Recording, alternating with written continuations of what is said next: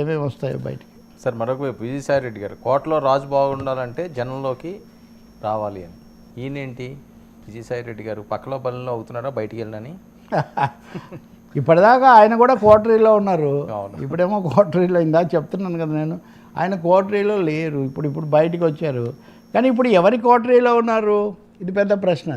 ఏదో కోటరీలో లేకపోతే మటుకు ఇప్పుడు ఇన్ని మాటలు ఇంత వేగంగా చెప్పాల్సిన అవసరం అయితే లేదు. ఆయన చాలా చాలా హడావుడిలోనే ఉన్నట్టున్నారు. అంతకుముందు చాలా పద్ధతిగా పరిమితంగా మాట్లాడారు. కానీ 1-2 సార్లు ఆయన పెడుతున్న ట్వీట్లు ఇవన్నీ చూస్తే మటుకు విజయసాయి రెడ్డికి ఒక ఎజెండా ఉన్నట్టుగా ఉంది.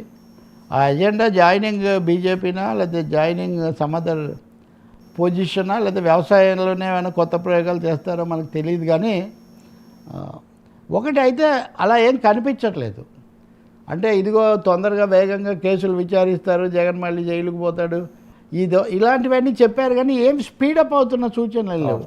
మీరు ఏ ఒక్క కుంభకోణం తేల్చలేదు ఇప్పటికీ.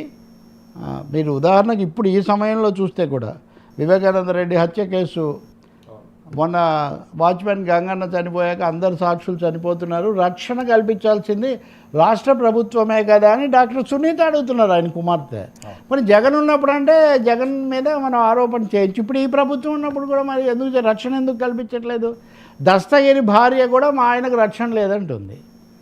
నేను ఇవన్నీ ఎందుకు చెప్తున్నానంటే, స్కాములనండి, కుట్ర కేసులనండి, హత్య కేసులనండి, ఏ ఒక్క విషయంలో ఇంచు కూడా మార్పు లేదు, అదే కొనసాగుతుంది. మొన్న ఆఖరుకు విశాఖపట్నం విమానాశ్రయంలో దాడి చేసిన శ్రీను, వీళ్ళు కోడికత్తి శ్రీను అంటుంటారు, అన్నందుకు కూడా ఆయన చాలా ఆవేదన వ్యక్తం చేశాడు.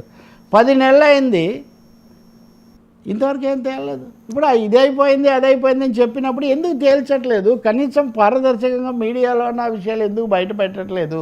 సో పారదర్శకంగా స్కాములనైనా కుట్రలనైనా బహిర్గతం చేయడం చాలా అవసరం. ఇవన్నీ విజయసాయి ట్వీట్తో జరుగుతాయని నేను అనుకోవట్లేదు. ఇవి మీడియాకు సెన్సేషన్కు దీనికి పనికొస్తాయి, కానీ అంతకు మించి లేదు. నిజంగా జరగాలి. ఊరికే రోజు స్కాముల గురించి మాట్లాడతాం, స్వాములను మటుకు కాపాడుతామంటే గత ప్రభుత్వమైనా ఈ ప్రభుత్వమైనా, అది దశపల్ల భూములా, అది హయగ్రీవ భూములా, లేదా అది పంచగ్రామాల, అన్నీ అట్లే ఉన్నాయి కదా వర్మ. ఈ 10 నెలల్లో ఏది తేలింది చెప్పండి. సార్ ఏంటి కేంద్రంపై పోరుకు చెన్నైలో